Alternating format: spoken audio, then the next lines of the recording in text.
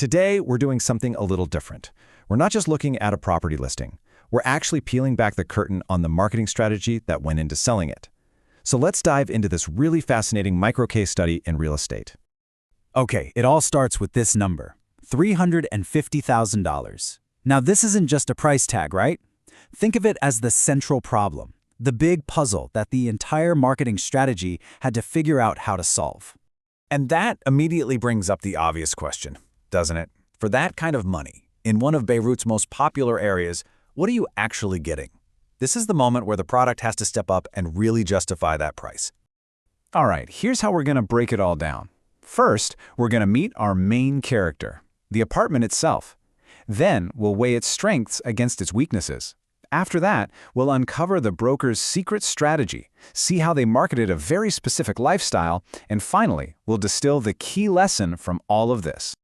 Okay, let's jump right in. First things first, we've got to get the basic facts on the table because, to really understand the marketing, you first have to understand the product.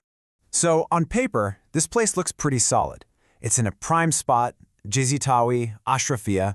You've got 2 beds, 2 baths, it's fully furnished, has balconies, an elevator, and it's totally ready to move in. Sounds almost perfect, right?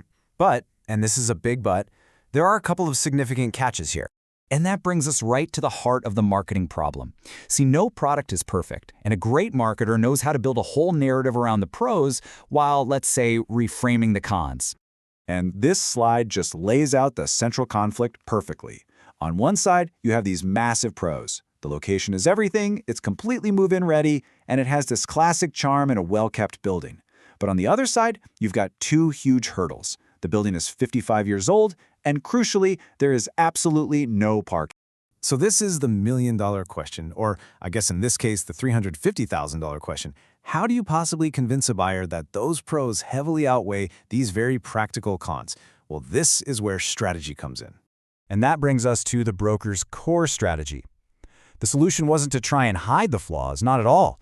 It was to make them seem almost irrelevant by changing the entire focus of the conversation. The entire strategy pivots on this one single instruction. It's so explicit. Stop talking about the building's age. Instead, sell the neighborhood, sell the charm, sell the feeling of the place. This approach actually has a name. It's called the lifestyle sell. You're not just selling 2 bedrooms and a bathroom. You're selling the experience of living there. You're selling that walkable Ashrafi life, the morning coffee on the balcony, the feeling of being right in the heart of the city.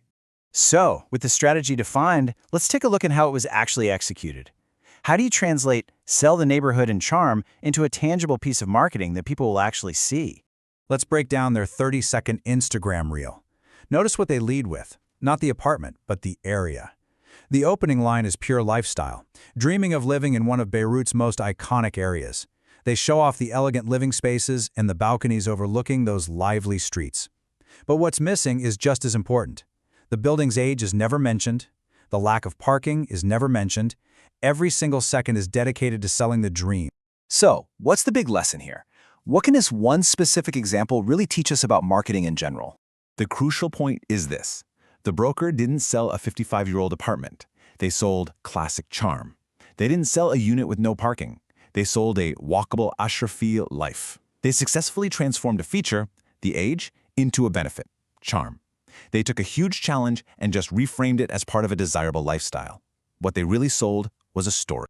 And that leaves us with a final thought. Whether it's a car, a coffee, or a condo, every single advertisement you see is telling you a story.